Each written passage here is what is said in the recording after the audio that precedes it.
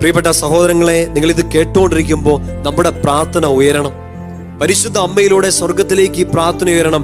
ഈശോയെ, അങ്ങയെപ്പോലെ മറിയത്തിന്റെ നല്ല മകനായി ജീവിക്കാൻ, യോഹന്നാനെ പോലെ ഈശോയുടെ ഏറ്റവും പ്രിയപ്പെട്ടവനായി മറിയത്തിന്റെ നല്ല കുഞ്ഞായി ജീവിക്കാനൊരു കൃപ യുവാവായ യുവതിയായ എൻ്റെ പ്രായഭേദമന്യേ, എൻ്റെ സ്റ്റാറ്റസ് എന്തായിക്കോട്ടെ, ഞാൻ എന്ത് ജോലി ചെയ്യുന്നവനാകട്ടെ, ഇല്ലാത്തവനാകട്ടെ, ഉള്ളവനാവട്ടെ, എന്ത് തന്നെയായാലും ഈശോയുടെ പ്രിയപ്പെട്ടവനായി, ഈശോ യോഹന്നാനെ സ്നേഹിച്ചതുപോലെ ഏറ്റവും ബിലവഡായി മറിയത്തിന്റെ കുഞ്ഞായി ജീവിക്കാനുള്ള ഒരു കൃപ നൽകണേ എന്ന് നമുക്ക് പ്രാർത്ഥിക്കാം.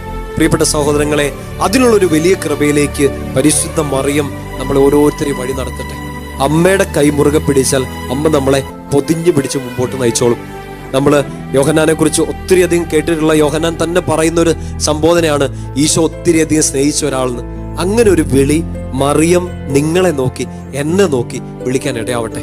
ഈശോ ഒത്തിരി അധികം സ്നേഹിക്കുന്ന കുഞ്ഞ്